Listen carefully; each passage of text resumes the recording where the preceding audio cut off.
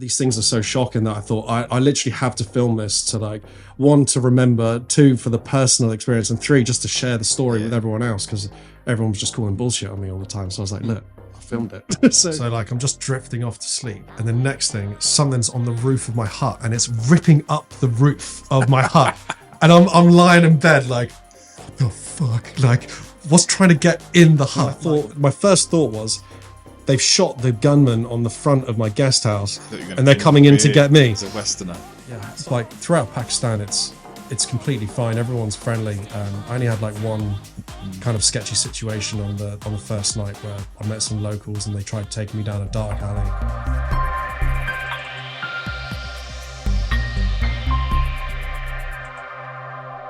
Ben, we're here. We've got you on, finally. Finally, dude. It's good to see you, man. Boom. Boom.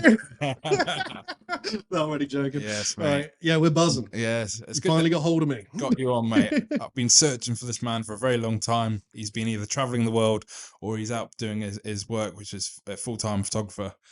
Ben, I want to start off by asking you a few questions and stuff about your life and so on. I want to touch base. So where did you grow up?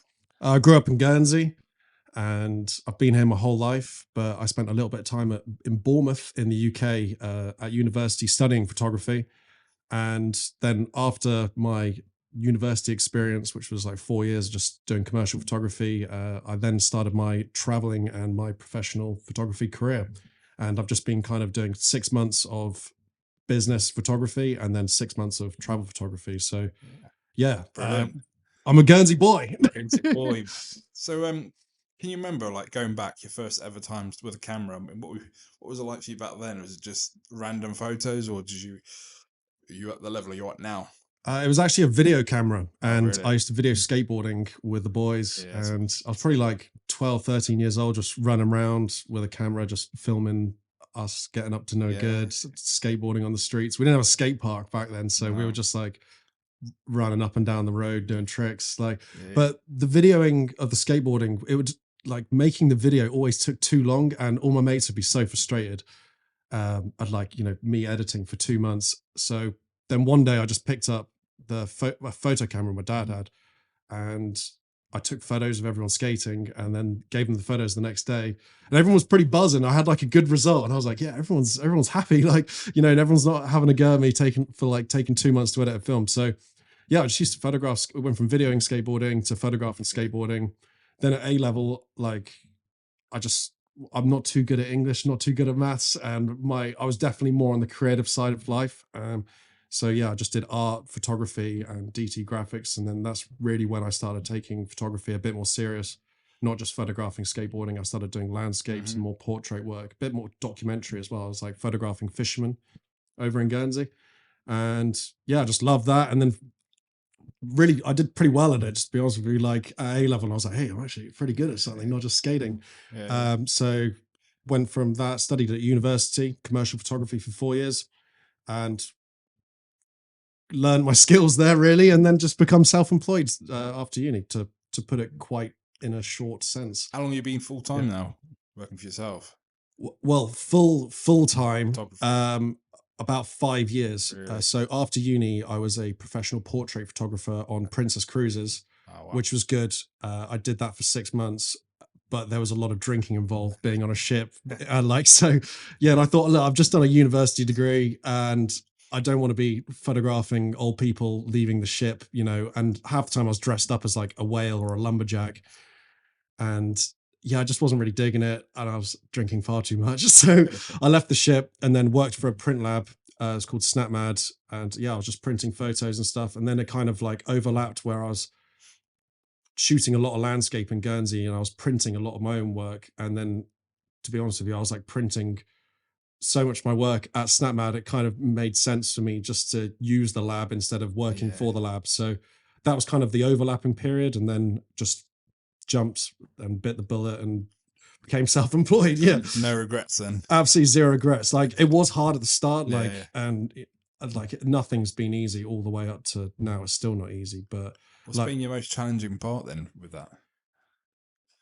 The challenging part was working out when is busy, like when people want photos and when people don't. I've kind of worked out throughout the years of photographing that it might sound silly, but no one wants their photographs taken in January and February after Christmas, after eating like so much, not seeing the sun. You know, people aren't in like the best shape after Christmas. So like that actually just like the business just falls straight off there. That's like not my busiest season. So then from that, I've thought, hey, well, if it's not busy, I may as well go traveling. And then this is how the traveling thing started. So in my downtime, I go traveling, and now I've worked out when like the peak busy season is, and I just kind of maximize and do as much business as I can in the summer months when people want their photos taken, when people are looking beautiful, and then just get off the island, have some fun for the other 6 months. So yeah, that's kind of like how it rolled out. That's been the challenging bit, is working out when is busy and when's not. So that's an area I want to cover now, which I find incredible. We've spoken about this. Like, so Ben's got his own YouTube channel. I'll put the link in description below. But for anybody new to this and never watched Ben, his videos are incredible. So Ben will probably tell you a bit more about this. But so he travels around the world. He's been in some very, very dangerous countries. But you've seen the beauty out of it as well, and the people and so on, and the photos you've taken are incredible. And you know, what you do is, honestly, mate, it's yeah, hats off to you. But can you touch base on a bit of your traveling, some of the countries and the crazy stories you have? Well, like the YouTube channel, that is just for my personal. I'm not seeing it as like a business. I'm not seeing it as like I need to put out videos. They're just I've done like, I only started the YouTube channel last year, and I've done like 5-6 years of kind of consistently traveling, and I come back with so many stories and so many like kind of unbelievable things. As like a small island boy that doesn't really see what the rest of the world is like, and these things are so shocking that I thought I literally have to film this to like, one, to remember, two, for the personal experience, and three, just to share the story with everyone else, because everyone was just calling bullshit on me all the time. So I was like, look, I filmed it. So yeah, that's how the YouTube channel started. And yeah, I kind of just wanted to film vlogs, or I'm not filming every day. I'm not going out like, oh yeah, I want to eat some food and film it, or like any of that. It's just like when I know I'm going off on a mission, or I'm getting up to no good, or I'm going somewhere where I'm like, okay, I'm leaving the front door today. This is going to be crazy. Like, so yeah, I just whip the camera out and just carry on filming, and then go about my mission or whatever I've set myself to do for the day. So yeah, the vlogs are all pretty random. They go from like finding snow leopards to Osama Bin Laden's house, to hiring like a buggy and buying bread and shooting bangers around Georgia. I don't know, just like all random things, but I all think they're like funny, they're personal, and they're experiences I think that like no one else could have had, or no one else could do. They're just personal to me. And yeah, they're things I'd just like to look back at. I don't know if you can hear me, but this is crazy. This is what I really want to touch base on, because we've spoken about this. I find this incredible. So you've been to Osama Bin Laden's house, where he was killed by the US Navy SEALs. That's incredible, mate. I mean, how was it there? Like, honestly, like, what was it like going there? Were you shitting yourself? Yeah, well, it was pretty nuts. Like, first of all, it's like in Pakistan, and my first thoughts of like going to Pakistan were like, oh, it's going to be pretty mental. Obviously, like it's kind of tarnished with this name. But to be honest with you, like after spending a week there, and like getting used to everyone carrying guns, and getting used to like how the people act and stuff, it wasn't too bad. And I know from an outsider's point of view, you're watching a video, but you kind of, after a week, you just kind of get numbed to all the craziness. You get numbed to, you could get robbed, you could be killed. You just used to it, you just go with it. I don't think he's accepting my money. Shukriya. One? Yes, please. Actually, I'll get two. These two. Yeah. Shukriya. Oh, no. Please. Wait, please. Thank you. Shukriya. I arrived at this place called Aptabad, where Osama Bin Laden was hiding from. He fled from Afghanistan, and he was hiding in this like town called Aptabad. It's about an hour from Afghanistan, and when I arrived, it's actually like a big military controlled area. And I think he was Really? hiding there because he, one, would have felt safe. You know, maybe he was paying off the Pakistani like military. I'm not too sure. But so there's loads of military everywhere, and it's a fucking shithole, to be honest with you. Like, the people are nice, yeah, but like it's filth. There's no modernization. It's just shit. I can't really describe it. Like there's nothing pleasant or colorful about the place. And when I was there, it was raining for like 4 days straight. Yeah. When I arrived, like I was the only white Western dude there. And yeah, I was a bit nervous, to be honest with you, because I had no idea what to expect. But I left this guest house I was staying at. The guest house, like, oh yeah, this is pretty sketchy actually. So like, like the guest house had no signs that it was a guest house outside, and I presume it didn't want to say guest house because it could be a target, or it could be a sign that Westerners could be inside. So just for your own safety, there's no like signs outside it. So there's this massive gate with someone on the front, like with a pump action shotgun, barbed wire along the top. And like I said the name of the guest house, and the guy just opened the gate. I was like, all right, sound. Go through another door, it's like bolted. Go through it. There's a guy with a pump action shotgun on the front door. Then I go through to like the reception area, go meet another guy. He lets me through. Go into my room. There's like rat shit on the floor. and like, I don't know, I've never been greeted with like rat shit on the floor in the bathroom. Like, and there's like prison bars on the window. And I'm just looking, thinking like, okay, this place is £6 a night. It's massive. There's rat shit on the floor. Like, and I don't know, I just kind of got a bit of a weird vibe.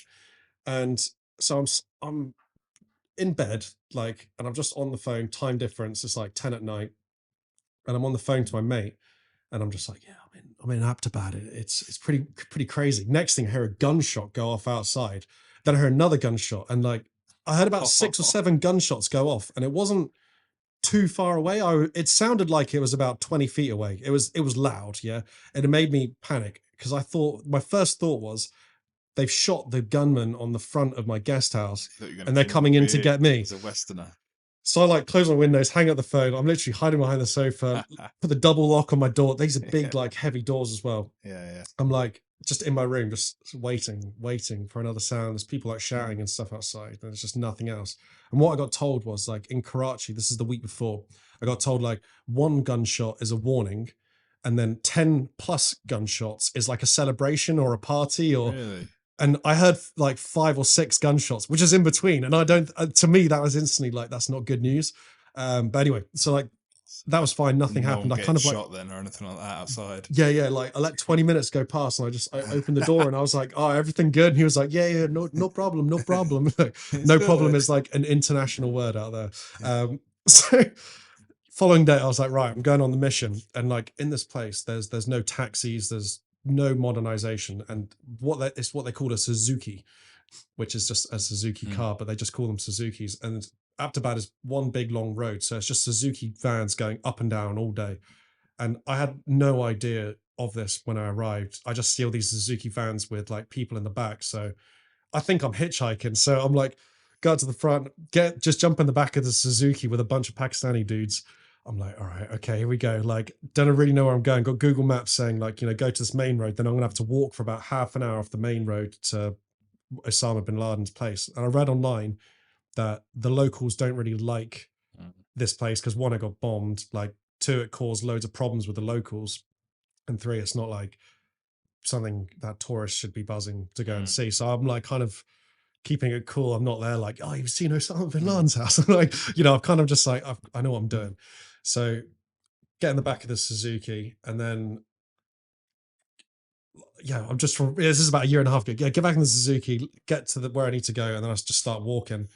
And I can tell like white guy walking through this one road, obviously like people know, and I have no idea, like no one's speaking English.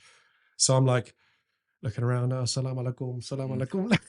Like, and get there, and it's pretty eerie. Like it's just kind of like a complete derelict site. Obviously everything got bombed there, like it was just like all blown up, but like you could see the foundations to the floor, and like a bathroom floor is always like tiled, and then you could see everything else was concrete. And I'm kind of sketching out, I'm like, people are obviously watching me, like, do I go onto the site? What do I do? I'm like, all right, screw it, let's go. This is pretty crazy. So this is where Osama Bin Laden lived whilst he was in Pakistan. when he escaped Afghanistan to flee from the Americans. He came here to hide, and no one could find him. And a helicopter went down here as well. I think I seen the pictures, and it looked like this was like a wall. It like spun out of control because of the turbulence of the propellers going around. So it made the helicopter wobble, and it crashed into these walls here. This is where Osama Bin Laden would have walked. This is where he would have eaten, and this is where he would have watched the TV and the news just being about him. It's all I remember is just the news and Osama Bin Laden. It's like people walking through. I'm like, I'm nervous. Like, one, I want to get the vlog. Two, I want to experience this. And three, I need to get like the hell out of there. So like, yeah, it's all going through my head. Just got in, got out very quickly, and yeah, and then like I tried getting some rock off the floor as like a little souvenir. I was like, I need to get something. Yeah. Like, you know, this is once in a lifetime. Then all these kids are coming up to me, and they're like hitting the Osama Bin Laden's floor with like cricket bats, like mining up this rock, like no English spoken. And then as I was walking off, they just came up to me and gave me a load of the rock. I tried getting on the floor. I was like, dude. Oh, thank you. Okay, shukriya. Bye-bye. You have to pay them off for their mining efforts. That was kind of my up-to-bad like experience, but it was all sound. Yeah, like throughout Pakistan, it's completely fine. Everyone's friendly. I only had like one kind of sketchy situation on the first night where I met some locals and they tried taking me down a dark alley, and then I realized I wasn't going to one of their friends' house. I was just being led down a road, and I had to just do a U-E and just get out of there, jump on a tuk-tuk and do a runner. But yeah, that was like the only kind of sketchy experience I had. Yeah, visit Pakistan. Yeah, it's not as bad as what people think. Like, and also in like Muslim culture and stuff, they put like guests before themselves, so they're all very welcoming, and they'll always feed you if the option's there. And how long were you away for that then? Well, 31 days, really? And I was there on a 30-day visa. Yeah. So I was in the airport, and my flight was at 2 a.m, and I had to get through customs before 12 o'clock. Wow. For it to be my 30-day visa, and then customs queue was long. It's like 12:30, and I'm like, great, they're going to stop me at the Pakistan border for overstaying. But yeah, they just let me through. So technically 31 days. And yeah, it was mad. Just went from like south to north to get like a full-on experience of what it was like. And yeah, it's completely different. Like Karachi in the south is just like a war zone. People just walking around with like AK-47s and stuff, like kidnapping capital of the world. It was a bit of a scary experience just flying into Pakistan and being in Karachi and seeing everything straight away. But, you know, after a while you get numb to it, like I said, and then going up north into the mountains in like Gilgit and Sost, like super friendly locals. Is that where you saw the snow leopard? It was, yeah, the snow leopard. I saw your YouTube video and I was watching it, and yeah, I was fascinated. Like, is that just someone's pet? Well, yeah, like I was hoping to see one in the wild, but like I read online that Nat Geo had spent like, I think it was like 6 months or something trying to find, or it was 2 years. It was a long amount of time trying to find one, because they moved about 24 miles overnight in -17 to -30 degrees, you know, up in these mountains, like 5,000 meters high. And they moved that far at night. So they're literally impossible to track. Yeah. And I think there's like 60 left in the wild.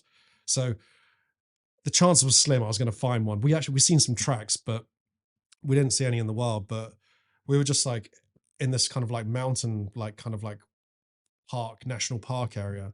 And this dude comes up to me, and he obviously sees I'm like the only white Western dude he's probably ever seen in his life. And he's like, snow leopard, you know, my pet. And I'm like, what the fuck? And then my driver who I was with, I like had a driver that was driving me around up north. And he was like, this man has a snow leopard pet. He's like, come see. And I was like, okay, right. So we're like tracking around the side of the mountain, and this dude has like a massive cage in his back garden. He like chops up yak and just like throws it over the fence, like feeds this snow leopard. The name's Lollipop. It's like 5 years old. I just got told that they've got a pet snow leopard like up in the mountains, up there a little bit. And we're gonna go and see it. And this gentleman here, he's fed it for 5 years, so it's basically his baby. Jiro. All right, we get some better clips of him walking on the R5.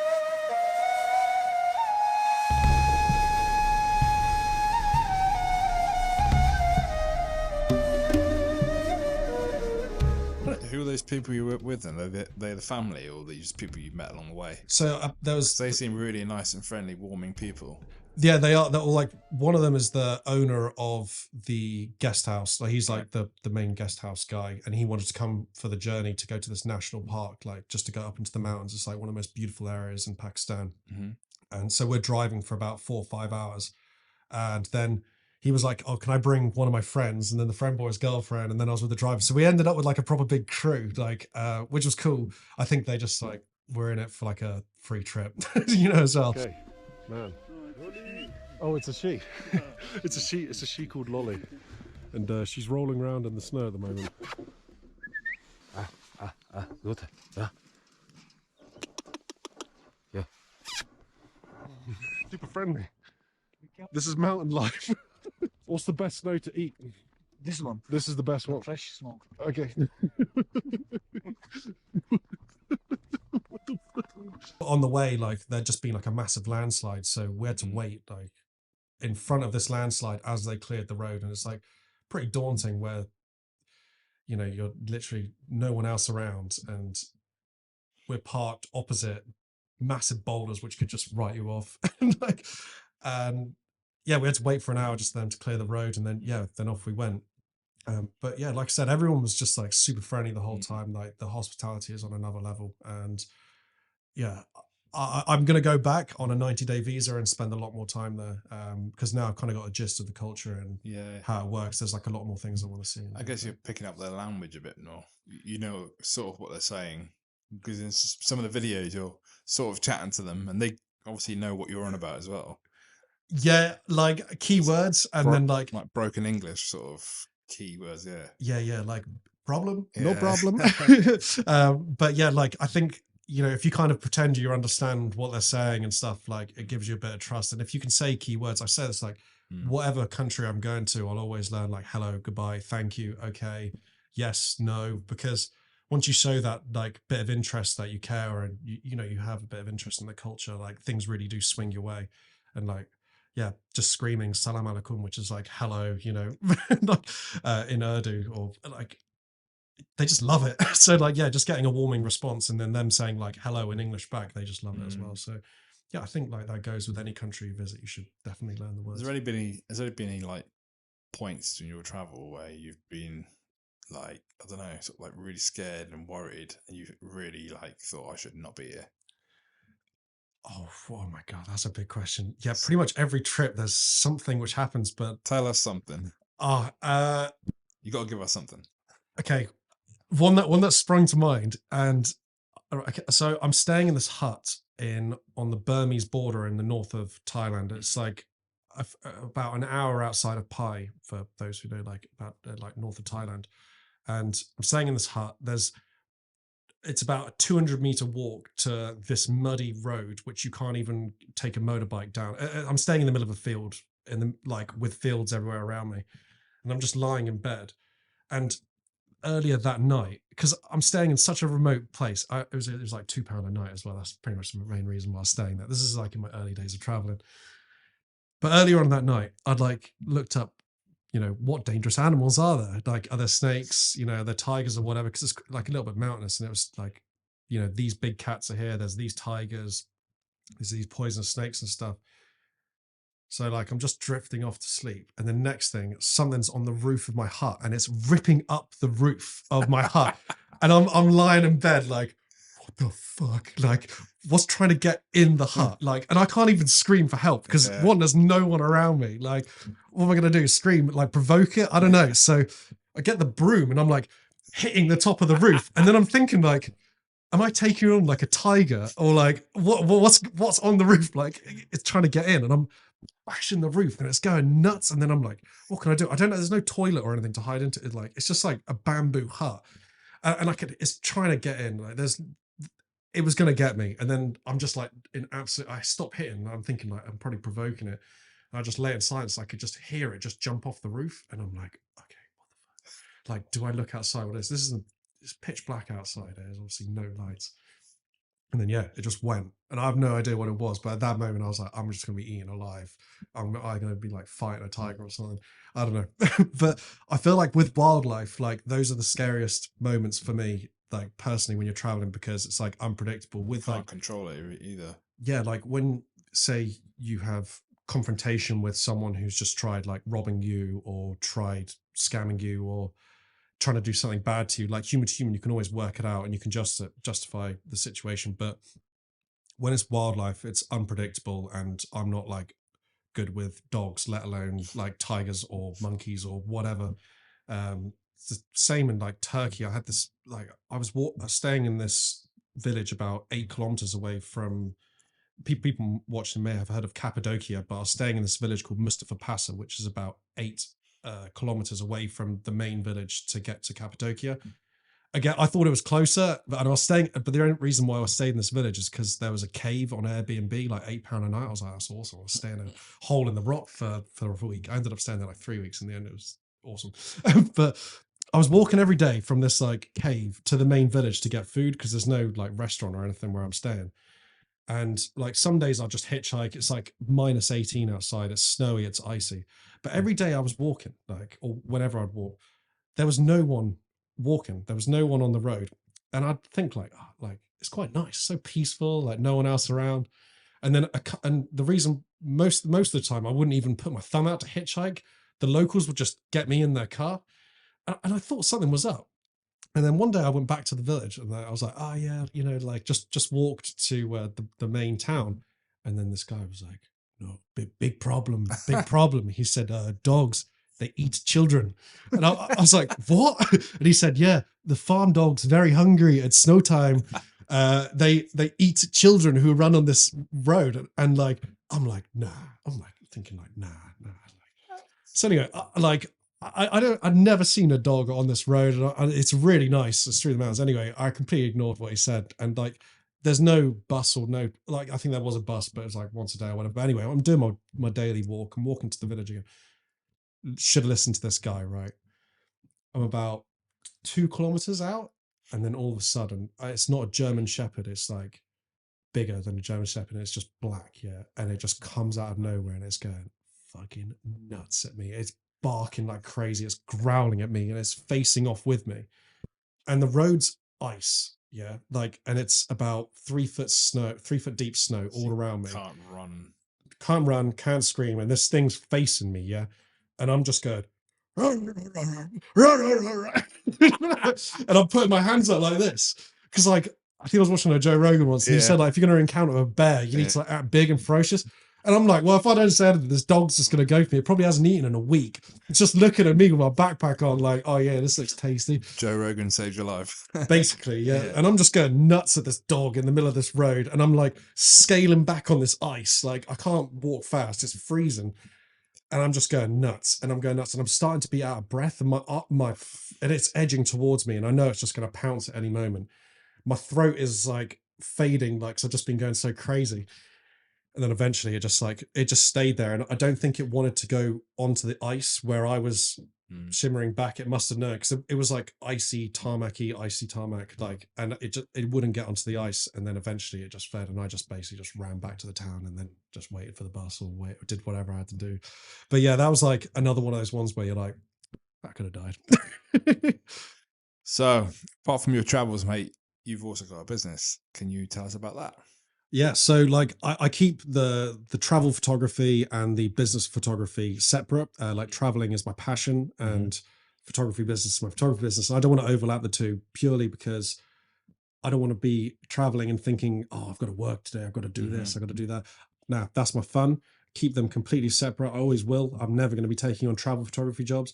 And that leads me to the business side of photography in Guernsey. So for about 6 months of the year, I'm cramming in as much business photography as I can. Whereas, like, it's weddings on the Saturdays, Fridays, pretty much throughout the whole summer. And then in between that, I'm doing like commercial shoots, hotel shoots, lifestyle, all the way to like family, pretty much everything apart from boudoir. Like, I won't shoot ladies in underwear. Like, I don't want to be like that stereotype, like photographer creep. I'm just like strictly bangers, anything creative and fun. And yeah, I just want to like, just keep it fun. Like, that's the reason why I do photography, is because, you know, this is my dream job. Like, it's just my dream. It's not even a job. Like, and I just want to always keep it fun. Otherwise I won't do it. So you are fun, mate. We've worked together in weddings and stuff, and you've always got so much energy, and that's what clients want. So yeah. Yeah, and that's Good like how work. people will remember the images is like That's it. Yeah. about the experience and kind of like what happened on the day.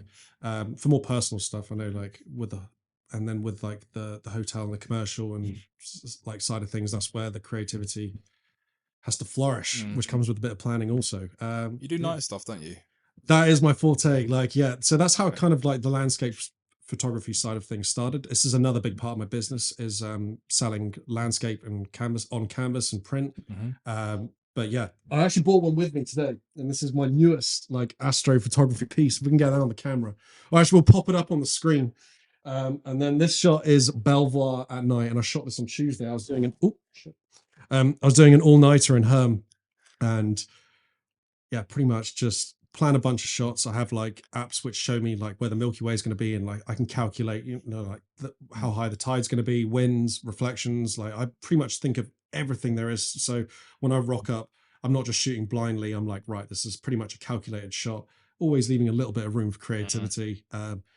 But yeah, that's kind of like the astrophotography side of things. Like it's my favorite kind of shoot because it's like 8 hours, no one else around. There's no client telling me what I can and can't do, and I can play music very loud. What do you do while it's doing its magic? You just sit there. I'm blaring music on a speaker. Really? So if you're ever hearing like a techno rave going on at Landcrest Common at like 3 a.m, it's probably me just by myself. Some guy's probably walking his dog and freaking out because you can hear music in the background. Yeah. And it's you. But yeah, like I as much as like me freaking out people at night, like who's this guy like standing on the cliffs doing that? Like I also get freaked out. I can tell like a quick little story. I was in New Forest one night and I was on a photography tutorial when I was like lighting up some trees. Anyway, like to set the scene, we'd driven down path after path. We're in New Forest in the UK in the middle of nowhere. And we got out of the car. I'm like, yeah, let's light paint this tree. And light paint, I mean like we're lighting up a tree and then we're photographing the stars behind it. And I hear a crunch behind me. I'm like, that's probably just like a rabbit or something. Carry on setting up, and then I hear another crunch behind me, and I turn around and there's 5 men standing in a semicircle around me, all dressed in white. And I'm like, what the like just swearing at them. I'm like going crazy at them. Like, and then I'm freaking out because it's complete pitch black. I'm in the forest, So like, I don't know if there's people to my left. I don't know if there's people to my right. So I'm like 360ing around whilst keeping like the torch on them, shining behind me, like getting the student back to the car. I'm like, hey, like get back to the car. I'm like, and then all of a sudden, one of these dudes just legs it. And I'm thinking, like, why is this guy run away? Like, what are these men going to do to me that guy didn't want to be a part of? Complete silent, didn't say anything to me. Anyway, we legged the car, just drove off, like, rapid. Didn't see any cars, like, didn't see anything. And yeah, that freaked the hell out of me. Just the last thing you expect, eh? So yeah, like that comes with the night missions. I had a few other little, like, weird ones at night, like, seeing UFOs, which we could touch upon in another podcast, but I don't want to go down that trail now. I don't want any crazy Americans hitting me up for the next few months. But yeah, like I absolutely love astrophotography. That's like kind of that is a crossing the line of passion and business. That's like the borderline. Yeah. I love it. So to wind things down to finish this podcast, what would you say to your younger self? Oh my God. Yeah, I'm just thinking like, we are still don't young. Party too young. Don't party too much. Don't party too much. Or advice to the younger generation now. Okay, I'll tell myself to not party so much, but then I would regret also saying that because like that's where the fun times. It's also very character developing as well. Like if I didn't party so much now, I might not be having so much fun now. I might be more serious. So yeah, I don't know. I wouldn't tell my younger self anything. I would tell myself how to focus at night. So it'd save myself 3 years of getting out of focus images for astrophotography. They would cut me short. But yeah, and then I would tell the younger gen to get on Lightroom earlier than Photoshop. Yeah, just getting on Lightroom and just getting on like anyone can pick up a camera and anyone can shoot whatever they want. Everyone has interests in something, and that's the best thing about photography and videography as well. Like, you might understand, like, you can film anything you want, you can photograph anything you want. So tie in your hobby with photography, build a business out of it, like, keep it fun. And I think I would tell the younger generation to not listen to their parents. Like, parents in today's world, like, they're fading now as like the Gen Z, and they're coming in like very traditional, like, I come from a butcher's family. Like, my parents always helped me with and supported me with what I wanted to do, but like the traditional ways of living are kind of fading. People are remote working from their computer. People are doing crazy and wild jobs which we couldn't have imagined like 10, 20 years ago. So just do what you want to do.